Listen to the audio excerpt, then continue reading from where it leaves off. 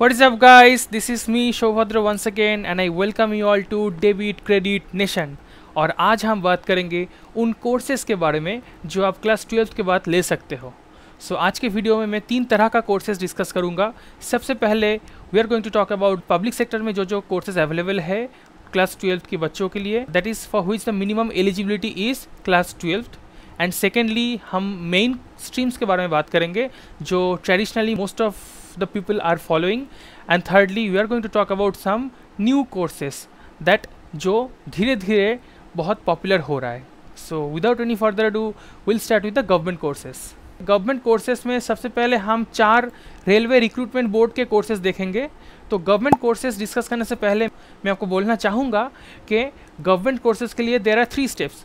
First preliminary examination, then उसके बाद एक मेंस एग्जामिनेशन होता है, ये दोनों रिटर्न होता है, एमसीक्यू की तरह होता है, एंड फाइनली एक viva that is an interview होता है। और उसके बाद कुछ कोर्सेज में फिजिकल टेस्ट भी देना पड़ता है। ठीक है, उस कोर्सेज के बारे में भी हम लोग आज डिस्कस करेंगे। और अगर आप प्रीली क्लियर करके मेंस में जाते हो, मेंस क्लियर करके वाइवा में जाते हो, बट अगर वाइवा से आप फेल कर जाते हो, you have to start again from the scratch. आपको फिर से प्रीली से स्टार्ट करना पड़ेगा। तो बचपन में आप सांप सीढ़ी वाला लूडो खेले ही होंगे, तो ये उसकी तरह है। अगर 99 में एक सांप है, उधर जाके अगर आप अटक जाते हो, दैट इज़ वाइवा में जाके आप अटक जाते हो, देन आपको फिर से 1 से दैट इज़ प्रीली से स्टार्ट करना पड़ेगा। तो सबसे पहला आरआरबी का जो कोर्सेस है उसका सिलेबस ये है। एग्जाम में क्या क्या सब्जेक्ट होता है? General awareness, general intelligence, reasoning and quantitative aptitude. So quantity is nothing but maths, जो क्लास 10th तक आप लोग जो मैथ्स किए हो। देन आता है रीजनिंग। रीजनिंग में आपको बहुत सारे ग्राफ्स दिया जाएगा, कुछ नंबर्स दिया जाएगा, उस नंबर को आपको इंटरप्रेट करना पड़ेगा। General intelligence and general awareness are like GK. Now इसका स्टार्टिंग सैलरी में इधर दे के रखा हो 25,000 पर मंथ से इसका रेंजेस होता है। अगर रेलवे क्लर्क हो तो 20,000 का रेंज होता है। रेलवे कांस्टेबल के 3 डिफरेंट क्लासेस है, हर एक क्लास में कितना सैलरी होता है, एंड रेलवे ग्रुप डी में क्या क्या सैलरी होता है वो भी मैं मेंशन करके रखा हूँ। जॉब प्रोफाइल क्या होता है? अगर आप असिस्टेंट लोको पायलट हो तो आपको क्या करना पड़ेगा? जो ट्रेन का जो वागन्स, जो इंजिन्स जाता है, तो उसमें जो लोको पायलट हेड होता है उसको आपको सहायता हेल्प करना पड़ेगा। कुछ फाइन ट्यूनिंग में आपको हेल्प करना पड़ेगा, रेगुलर चेकिंग करना पड़ेगा। लोको पायलट का जो वागन से उसमें कुछ इशू है तो वो देखना पड़ेगा, कुछ रिपेयरिंग का काम है तो करना पड़ेगा। सिमिलरली रेलवे क्लर्क का क्या काम है आप मेरे स्क्रीन में देख सकते हो। रेलवे कांस्टेबल के लिए जो पुलिस का काम होता है, police constable, and railway group D में helper, assistant pointsman, track maintainer, grade 5, ये सारे जॉब प्रोफाइल्स अवेलेबल हैं। तो मूविंग ऑन, मैं नेक्स्ट जाता हूँ एसएससी स्टाफ सिलेक्शन कमीशन का एग्जाम होता है जो CHSL है। इसमें क्या क्या आता है? इसमें लोअर डिवीजन क्लर्क आता है, पोस्टल असिस्टेंट आता है, जूनियर सेक्रेटेरिएट असिस्टेंट या फिर डेटा एंट्री ऑपरेटर्स। इन सब के अगर आप एसएससी के एग्जाम क्लियर करेंगे क्लास 12th वाला, तो आपको इन चारों में से कोई एक डेजिग्नेशन में आपको अपॉइंट किया जाएगा। तो उसका एग्जाम में क्या क्या आता है? उसमें इंग्लिश लैंग्वेज भी एक्स्ट्रा आपको पढ़ना पड़ता है, एंड क्वांटी अवेयरनेस, इंटेलिजेंस, वो तो सब है ही। अच्छा, इसका जो सैलरी आपके स्क्रीन में दिख रहा है, इसमें आपको क्या क्या, कौन सा डिवीजन में आपको जॉब प्रोफाइल क्या होगा, क्या काम करना होगा, वो भी मेंशन करके रखा हूँ मैं। ज़रूरत पड़े तो वीडियो को पॉज करके आप सब कुछ देख सकते हो। Next one is staff selection commission का। ये 2 एग्जाम है, स्टेनोग्राफर और जनरल ड्यूटी कांस्टेबल है। एंड फाइनली अगर आप चाहते हो कि आप इंडियन आर्मी को सर्व करना चाहते हो तो you can go for NDA, national defence academy और naval academy exam. This is part of UPSC exam. तो इसमें आपको मैथमेटिक्स बहुत टफ रहेगा, और इसमें एक एलिजिबिलिटी है स्टूडेंट का क्लास 12 तक फिजिक्स, केमिस्ट्री एंड मैथ्स, ये तीनों सब्जेक्ट रहना चाहिए। अच्छा, जनरल ड्यूटी कांस्टेबल में एक चीज़ है, इसका एक फिजिकल एफिशिएंसी टेस्ट भी होता है, क्योंकि अगर आप एक कांस्टेबल हो, आपको चोर के पीछे भागना पड़ेगा, you have to be physically fit. अगर आप गवर्नमेंट सर्विस करोगे तो आपका क्या प्लस पॉइंट है, क्या माइनस पॉइंट है? प्लस पॉइंट ये है कि आपको जॉब सिक्योरिटी रहेगा। आपको जनरली अगर आप कहीं पे रिश्वत नहीं लेंगे देन आपका नौकरी नहीं जाएगी। Next, there is a respect. India में गवर्नमेंट सर्वेंट को लोग बहुत रिस्पेक्ट के साथ देखा जाता है। फॉर एग्जांपल लाइक जो लोग आर्मी में है उसकी यूनिफॉर्म देखते ही सब लोग खड़ा होकर सैल्यूट करते हैं। ठीक है, तो ये एक रिस्पेक्ट का बात है। नेगेटिव पॉइंट क्या है? इसमें बहुत लोग अप्लाई करता है, तो बहुत मास एप्लीकेशन होता है, और इसमें और एक पंगा है, इसमें रिजर्वेशन का भी पंगा है। ठीक है, जनरल क्लास में कुछ पर्टिकुलर सीट्स है, then SC ST OBC different caste system के लिए डिफरेंट रिजर्वेशन रहता है। नेक्स्ट प्रॉब्लम क्या है? इसमें ट्रांसफ़र बहुत होता है। आपका अगर होम लोकेशन कोलकाता में है बट आपको आपका पोस्टिंग दे दिया मान लो भोपाल में, ठीक है, तो नेक्स्ट भोपाल के बाद आपका ट्रांसफ़र करके भेज दिया बेंगलोर, फिर देन आपको भेज दिया दिल्ली, तो आप घूमते रहे बट आपका होम लोकेशन में ट्रांसफ़र होने के लिए आपको बहुत पापड़ बेलना पड़ेगा। अगेन आप ये स्क्रीन को फ्रीज करके फिर से देख सकते हो। तो सेकेंड पार्ट में जाऊंगा मेन स्ट्रीम कोर्सेस, जो मोस्टली मैं भी सजेस्ट करूंगा, हर कोई सजेस्ट करता है बच्चों को कि मेन स्ट्रीम कोर्सेस में जाओ। ये कोई शॉर्टकट नहीं है, इसमें आपको फुल पढ़ाई करना पड़ेगा, बट इसके बाद इसका जो फ्रूट्स वो भी बहुत मीठे हैं। तो सबसे पहले है मैं अंडर ग्रेजुएट कोर्सेज के बारे में बात करूंगा, और कोई लोग अंडर ग्रेजुएशन कोर्स के दैट इज़ बैचलर्स के बाद प्रोफेशनल या फिर पोस्ट ग्रेजुएशन कोर्स भी करने के लिए आगे बढ़ता है। तो सबसे पहले मैं अंडर ग्रेजुएशन कोर्स में बीकॉम होता है। तो बीकॉम का ये दो जो सेग्रीगेशन आप देख रहे हो, जनरल एंड ऑनर्स, पहले ये दो सेग्रीगेशन नहीं था, पहले there was only BCom. Now later this general and finance honours, this segregation came into the picture. अगर आप ऑनर्स लेके पढ़ते हो तो आपका क्वेश्चन टफ होगा, you have to fight for each question. कोई भी ग्रेजुएशन कोर्स 3 साल का होता है, बीकॉम कंप्लीट करने के बाद आपका एवरेज सैलरी होता है। सिंस ये गवर्नमेंट सर्विस नहीं है, इसका सैलरी हम फिक्स नहीं बोल सकते। ये जैसे गवर्नमेंट में क्या है, ये जो सैलरी है ये गवर्नमेंट का जो एडवर्टाइजमेंट आता है, कोई भी कोर्स के लिए जब एग्ज़ाम होता है, एग्ज़ाम के लिए ऐड देता है, उसमें एलिजिबिलिटी, देन क्या क्या सब्जेक्ट्स है, किस दिन एग्ज़ाम है, फॉर्म खरीदने के लिए कितना पैसा लगेगा, सब कुछ मेंशन किया जाता है। उधर ये सैलरी का अमाउंट भी मेंशन किया जाता है। बट ये जो प्राइवेट कोर्सेस हैं, इसके बाद इंटरव्यू में कितनी अच्छे परफॉर्म करते हैं उसके बेसिस पे उसका सैलरी डिटरमाइन होता है। But still an average salary में अगर मान लूँ कोई बीकॉम जनरल का 14,000 पर मंथ का सैलरी होता है। अगर ऑनर्स लेके पढ़ता है तो 3 साल में उसका 16,000 के आसपास का सैलरी होता है। और उसका डेजिग्नेशन क्या होता है, ही और she can be called as accountant और अकाउंट एग्जीक्यूटिव, और ही और she can become a medical representative. ये कॉमर्स से बिल्कुल अलग है। मेडिकल रिप्रेजेंटेटिव दैट मीन्स आपको डॉक्टर से बात करना पड़ेगा। आप अगर कोई फार्मास्यूटिकल कंपनी का रिप्रेजेंटेटिव हो तो डॉक्टर को आपको बोलना पड़ेगा कि प्लीज़ हमारे कंपनी का मेडिसिन ही प्रेस्क्राइब कीजिए। नेक्स्ट, आप बीपीओ या फिर कॉल सेंटर एग्जीक्यूटिव की तरह भी काम कर सकते हो। बीपीओ में क्या होता है, डेटा एंट्री का काम होता है। लाइक फॉर एग्जांपल बाहर के क्लाइंट्स लाइक यूएस और यूके का क्लाइंट होता है, उसका कुछ प्रॉब्लम आया तो वो एक customer care toll free number में कॉल करेगा। You have to pick up the call, और आपको उनके एक्सेंट में बात करना पड़ेगा। उनको ये एहसास दिलाना पड़ेगा कि वो अपने कंट्रीमैन से ही बात कर रहे हैं। वो इंडिया में, मतलब वो यूएस में है, किसी दूसरे कंट्री के बंदे से वो बात करेंगे तो वो अपना प्रॉब्लम जाहिर नहीं कर पाएगा। ठीक है, तो इसके लिए आपको थोड़ा एक्सेंट समझना पड़ेगा एंड फ्लुएंटली इंग्लिश में बात करना पड़ेगा। Next, you can be a private tutor, जिसके लिए कोई क्वालिफिकेशन नहीं रहता। सो ये सब बीकॉम के हैं।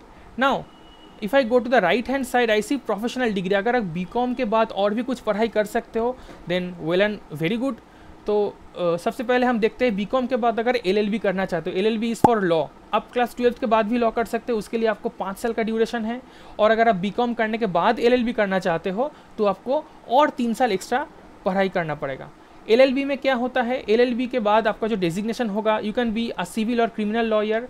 तो इन दैट केस आप प्रैक्टिस करेंगे, आप कोई कंपनी के अंडर आप कोई सर्विस नहीं करेंगे, आप प्रैक्टिस करेंगे एज अ लॉयर।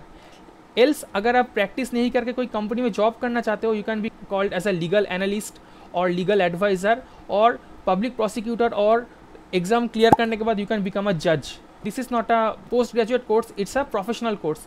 इसका एवरेज सैलरी होता है on an average 40,000 per month, और इसका ड्यूरेशन 3+3 दैट इज़ 3 साल आपका बीकॉम के लिए गया इधर, और एक्स्ट्रा 3 साल आपको लॉ के लिए स्पेंड करना पड़ेगा। Next one is MBA finance. BCom के बाद this is very good combination. तो बीकॉम के बाद बहुत लोग एमबीए करते हैं, मैं भी एमबीए के लिए अप्लाई किया था, बट कुछ कारण की वजह से मेरे को एमबीए से स्किप करके कोई दूसरा कोर्स करना पड़ा। 4 स्पेशलाइजेशन हो सकते हैं एमबीए के लिए, फिनेंस, मार्केटिंग, एचआर और सिस्टम। तो सिंस ये क्लास 12th कॉमर्स के स्टूडेंट के लिए मैं वीडियो बनाया हूँ, इसलिए मैं फिनेंस एंड मार्केटिंग के बारे में बात करूँगा। तो अगर आप फिनेंस स्पेशलाइजेशन लेके एमबीए करेंगे तो आपका designation can B financial manager और क्रेडिट एनालिस्ट और CFO, which is Chief Financial Officer. Then risk and insurance manager. This can be few of the example of your designation. ये एक post graduate course है, इसके लिए आपको और 2 साल मेहनत करना पड़ेगा। पहले बीकॉम के लिए 3 साल और एमबीए के लिए 2 साल। कोई भी पोस्ट ग्रेजुएट कोर्स के लिए आपको 2 साल स्पेंड करना ही होगा।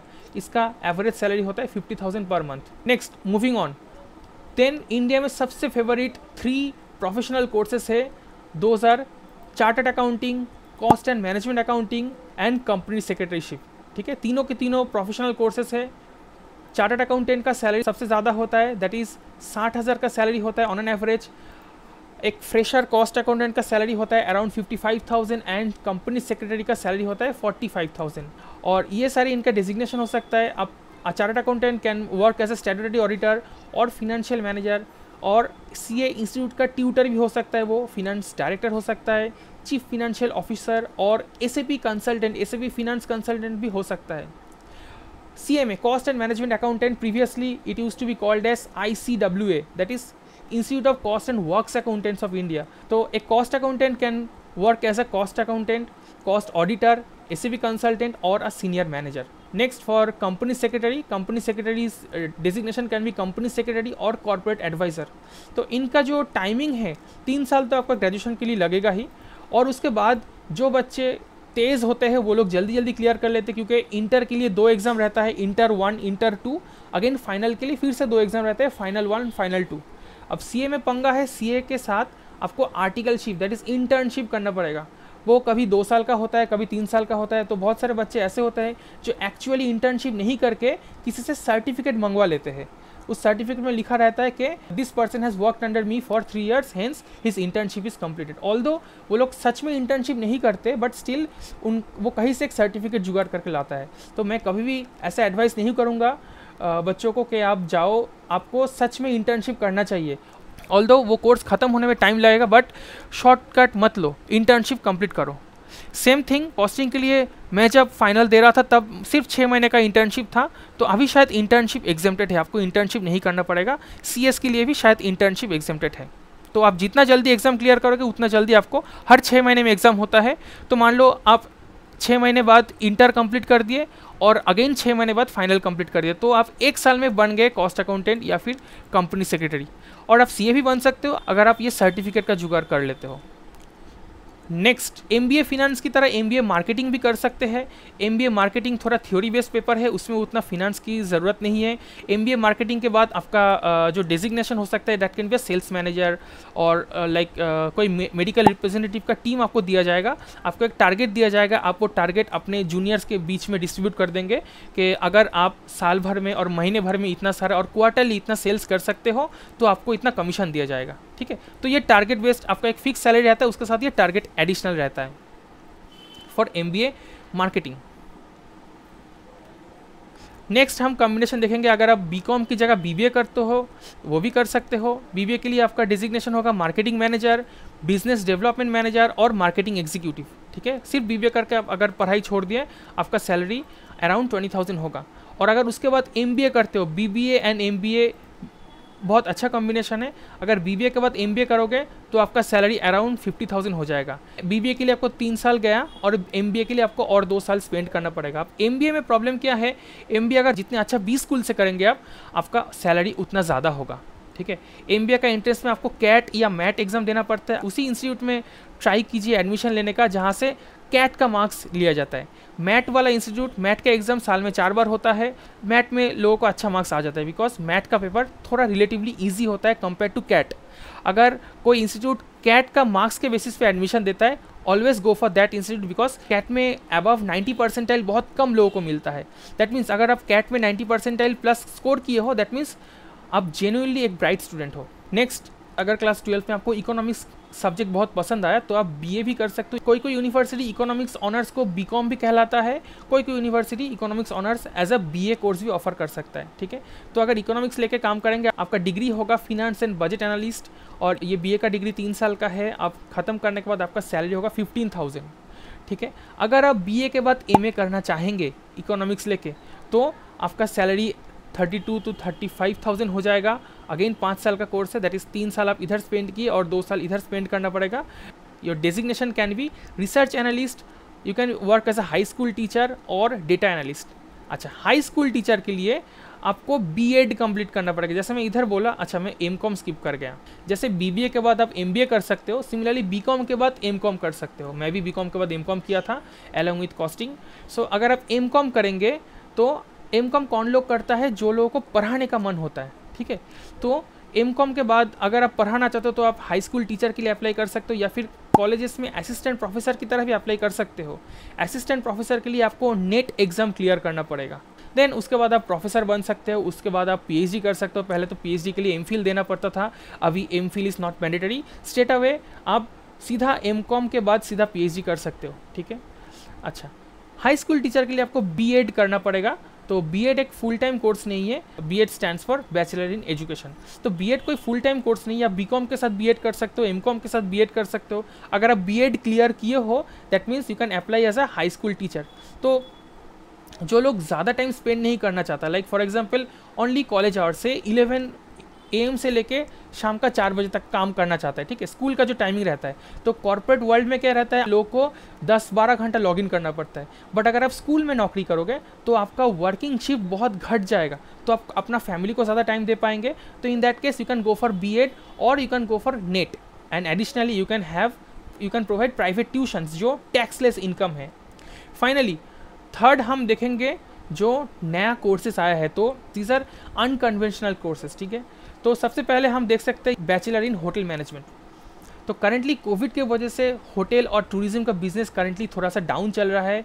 Once the covid are gone, the pandemics are gone, then hotel industry फिर से फ्लरिश करेगा। तो होटल में आप कैसा कैसा डिजिग्नेशन में काम कर सकते हो, आप फ्रंट डेस्क एजेंट बन सकते हो जो रिसेप्शनिस्ट कहलाता है, ऑल्सो फ्रंट ऑफिस सुपरवाइजर हो सकते हो, आप अकाउंट्स एग्जीक्यूटिव, होटल का अकाउंट्स देखते हो, दैट इज़ कितना लोग चेक इन किया, कितना लोग चेकआउट किया, लोग चेकआउट करने से पहले ठीक ठाक पेमेंट किया ये नहीं, वो आप देख सकते हो। And you can work as a executive chef. तो इसका ड्यूरेशन भी थ्री ईयर्स है because it's a bachelor degree. And हर एक डेजिग्नेशन का सैलरी दे के रखा हो। फ्रंट डेस्क एजेंट का सैलरी सबसे कम होता है, उसके बाद फ्रंट ऑफिस जो सुपरवाइजर होता है, देन उसके बाद एग्जीक्यूटिव अकाउंट एग्जीक्यूटिव होता है, एंड फाइनली जो शेफ़ होता है जो खाना पकाता है, I am talking about executive chef, it's not like any dhaba का शेफ़, ओके, रियल शेफ़। तो उन लोगों का सैलरी 80,000 होता है। ये कोर्स करने के लिए आपको, सिंस ये these are not mainstream courses, these are new breeds unconventional courses, इसलिए इस कोर्स का, ये सारे कोर्सेज का फीस भी मैं मेंशन किया हूँ। तो ये कोर्स करने के लिए 3 से लेकर 10 लाख का खर्च है। 3 साल का कोर्स है। आप बेस्ड ऑन कौन सा यूनिवर्सिटी, कौन सा इंस्टीट्यूट से करा रहे हो, इसके बेसिस पे आपका फीस डिटरमाइन होगा। इसमें एक माइनस पॉइंट है, ये बहुत लेबोरियस है और इसका शिफ्ट बहुत इरेगुलर है। Next, air hostess. So this is also a very new course. Air hostess again Covid की वजह से लास्ट 2 साल में एयर होस्टेस बहुत सारे, मेरा एक स्टूडेंट एयर होस्टेस का कोर्स किया था, बट कोविड की वजह से जो लीडिंग कंपनीज़ है, फ्लाइंग कंपनीज़ है, फॉर एग्जांपल इंडिगो या फिर स्काई जेट्स, ये सब अभी लॉस में चल रहा है। तो ये लोग अभी तक रिक्रूटमेंट नहीं कर रहा है, ठीक है, फ्लाइट्स भी कम फ्लाई कर रहा है। तो एयर होस्टेस के लिए भी आप अप्लाई कर सकते हो। आप अगर फ्लाइट में रहना चाहते हो तो आपका डेजिग्नेशन होगा इधर एयर होस्टेस, केबिन क्रू, और you can work as a ground staff. Okay, ये 1 साल का कोर्स है। इसका कोर्स फी अराउंड 1 लाख का है। सो फ्रैंकफिन बहुत ही अच्छा एयर होस्टेस ट्रेनिंग इंस्टीट्यूट है, उसके थ्रू आप ट्रेनिंग ले सकते हो। इसका एवरेज सैलरी 45,000 होता है। ये सैलरी बहुत इंक्रीज होता है। इसका सबसे प्लस पॉइंट है, इसके थ्रू आप बहुत कंट्रीज़ में घूम सकते हो। अगर you work as a cabin crew और एयर होस्टेस, आप बहुत कंट्रीज़ में घूम सकते हो। तो एयर होस्टेस भी एक बहुत बढ़िया कोर्स है, बट इसमें भी 2 प्रॉब्लम है। एक तो है इरेगुलर शिफ्ट, तो जैसे नाइट शिफ्ट के बाद मॉर्निंग शिफ्ट, या फिर ऐसा हो सकता है कि बहुत फ्रीक्वेंटली आपको फ्लाई करना पड़ता है। जैसे कोलकाता से ट्रैवल करके कल रात को बेंगलोर पहुँचे एंड अर्ली मॉर्निंग आपको नेक्स्ट फ्लाइट है बेंगलोर से निकल के फिर से आपको दिल्ली जाना पड़ेगा। तो ये बहुत इरेगुलर होता है, ये एक प्रॉब्लम होता है। और सेकंड प्रॉब्लम ये होता है, इसका एक एज लिमिट होता है। 40 साल के बाद you cannot be work as an air hostess, okay, because इंसान का चेहरे में एजिंग हो जाता है, थोड़ा सा पिंपल्स आने लगता है। तो एयर होस्टेस को या फिर रिसेप्शनिस्ट को बहुत फिट रहना पड़ता है। नेक्स्ट है जो नया आया है वो है BDES, that is bachelor in design. ये एक बैचलर डिग्री है, बट ये 4 साल का कोर्स है। इसका जो डिजिग्नेशन होता है वो design director, apparel designer, fashion designer, graphic designer, ठीक है। अपैरल डिज़ाइनर मतलब जो क्लॉथिंग में काम करता है, डिफरेंट फैशन शो में जो फैशन डिज़ाइनर्स होते हैं वो सब, ड्रेसिंग सेंस, किस कलर के साथ कौन सा कलर जाता है ये वो बोल पाएगा। Then and also graphic designer मतलब अब जो, जैसे मैं ये मेरा वेबसाइट दिखाया आपको, तो देखिए ये मैं ईच टैब में क्लिक कर रहा हूँ, मेरे को जैसे अबाउट अस में क्लिक कर रहा हूँ, ये मेरे को लेके जाएगा। तो ये अभी थोड़ा स्लो है। तो जो टैब में मैं क्लिक कर रहा हूँ, जैसे मैं नीचे जा रहा हूँ ये स्क्रॉल हो रहा है। तो ये जो वेबसाइट डिज़ाइन किया गया है, तो ये एक ग्राफिक डिज़ाइनर या फिर एक वेब डिज़ाइनर ने डिज़ाइन किया है। तो ये also, this is also part of. तो इसमें एवरेज सैलरी, अगर आप एक UI डिज़ाइनर हो, that is user interface designer. UI designer मतलब ये जो ऐसे मैं वेबसाइट बनाया, ठीक है। तो जैसे डिफरेंट वेबसाइट, डिफरेंट पेजेस बनाया हूँ मैं। तो एक क्लिकेबल लिंक होता है, इधर क्लिक करूँगा तो एक पेज खुलेगा। ये FAQ में क्लिक करूँगा तो एक पेज खुलेगा। तो ये जो डिज़ाइनिंग जो करता है उसको बोलते हैं UI डिज़ाइनर। उनका सैलरी होता है अराउंड 56,000 पर मंथ। एंड अगर आप फैशन डिज़ाइनर हो तो 40,000 के आसपास आपका एवरेज सैलरी होता है। और ये कोर्स के लिए आपको 2 से लेकर 4 लाख का खर्च करना पड़ता है based on the university that you opt इन। अगर अच्छा प्रीमियम यूनिवर्सिटी से करेंगे तो 4 लाख के आसपास का फीस होगा, अगर आप मीडियोकर यूनिवर्सिटी से करेंगे तो 3 लाख का फीस होगा। And finally bachelor in journalist and mass communication, journalism and mass communication, sorry, so BGMC, this is also a bachelors course. तो अगर आप रिपोर्टर बनना चाहते हो तो इसका देखिए डेजिग्नेशन क्या हो सकता है, जर्नलिस्ट, कलमनिस्ट, रिपोर्टर, फीचर राइटर, ठीक है। अगर आप डिफरेंट आर्टिकल में थोड़ा थोड़ा ब्लॉग निकलता है, okay, video jockey, VJ, Ranvijay, Prince, तो उसकी तरह काम कर सकते हो, video jockey, TV correspondence, that is TV का जो न्यूज़ रिपोर्टर्स होता है वो सब, फ्रीलांसर राइटर, फ्रीलांस राइटर मतलब आप कोई कंपनी का अंडर काम नहीं करेंगे, आपको जब मन की आप थोड़ा लिखेंगे, लिख के आप किसी कंपनी को बेचेंगे, दैट इज़ कोई रेगुलर इनकम नहीं है, बट जब आप ख़त्म करेंगे काम आपके बेस्ड ऑन आपका काम का क्वालिटी आपको सैलरी मिलता जाएगा। तो इसके लिए फ़ीस कितना है, 1.5 से लेकर 2.5 लाख तक का फ़ीस है, 3 साल का कोर्स है और कंप्लीट करने के बाद आपको 40,000 का सैलरी मिलेगा। ना इसके अलावा बहुत सारे कोर्सेज है, कुछ कोर्सेज उतना ज़्यादा पॉपुलर नहीं है, जैसे फोटोग्राफी के ऊपर लोग कोर्स कर सकते हैं to follow their passion. For example 3 idiots में आप राजू रस्तोगी का नाम सुने ही होंगे, वो इंजीनियरिंग करने के बाद भी वाइल्ड लाइफ फोटोग्राफर बन गया था। तो वो सब कोर्सेज भी है, वो सब उतना पॉपुलर नहीं है। मेनली जो थर्ड शीट है इसमें जो कोर्सेज है इनके यूनिवर्सिटीज़ उतना ज़्यादा नहीं मिलेगा, मतलब इंडिया में ये सब कोर्सेज ऑफर करने वाले यूनिवर्सिटी उतना ज़्यादा नहीं है, and these are not that much explored. तो मेरा सजेशन यही है कि आप मेन कोर्स की तरफ, अच्छा फर्स्ट ऑफ ऑल अगर आप गवर्नमेंट सर्विस में जाना चाहते हो, गवर्नमेंट सर्विस में क्या है, आप 12th के बाद सीधा ये एग्ज़ाम देने के बाद आप गवर्नमेंट सर्विस कर सकते हो। और दैट मीन्स मान लो 12th के बाद 2 साल आप ये ट्राई करके ये एग्ज़ाम क्लियर किया, आपको 34,000 सैलरी मिलेगा, कम क्या है। देन गवर्नमेंट में डिपार्टमेंट का एग्ज़ाम क्लियर करके आप नेक्स्ट और कोई दूसरा सैलरी, मतलब ये तो क्लास 12th वाला एलिजिबिलिटी है। सिमिलरली बैंक में बहुत सारा पोस्ट है जिसके लिए ग्रेजुएशन के बाद आप अप्लाई कर सकते हो। तो आप क्या कर सकते हो, गवर्नमेंट के ये सब जॉब के साथ, like for example government preparation के साथ आप BCom कर लो। आपको अगर मेन BCom नहीं करना है आप करस्पॉन्डेंस से कर लो, आप ओपन यूनिवर्सिटी बहुत सारा है इंडिया में, लाइक इग्नू है, उधर से आप BCom कर लो। बैंक्स का जो एग्जामिनेशन होता है SBI का एक अलग होता है, एंड IBPS दैट इज़ बाकी सारे बैंक्स का एक अलग एग्जाम होता है। तो अगर वो एग्ज़ाम आप क्लियर कर देंगे then you can be promoted from ये एग्ज़ाम। जैसे ये पोस्टल असिस्टेंट में आप काम कर रहे हो और ये बैंक के एग्ज़ाम के लिए तैयारी कर रहे हो, तो सपोज आप bank provisionary officer that is PO का एग्ज़ाम क्रैक कर दिए, तो you can move from postal assistant to bank, that is इसमें आपको घूम घूम के काम करना पड़ता है साइट्स में, बट जैसे ही आप बैंक का PO बन के आपको सीधा AC में काउंटर में बैठ के काम करना होगा, देन आपका सैलरी और भी बढ़ जाएगा। तो आप वो भी कर सकते हो। बट मैं सबको ऑलवेज सलाह देता हूँ कि आप मेन स्ट्रीम कोर्स को इग्नोर मत करो, आप कोई ग्रेजुएशन वाला कोर्स कर लो, ठीक है। और ये जो थर्ड शीट में जो है, don't be fooled by this fancy names. तो डिग्री के लिए आई ऑलवेज सजेस्ट कि आप कोई मेन स्ट्रीम कोर्स करो, ठीक है। वीडियो को यहीं पे वाइंड अप करूँगा, अगर अच्छा लगे तो लाइक एंड सब्सक्राइब करना, शेयर करना फ्रेंड्स के साथ। Thank you very much.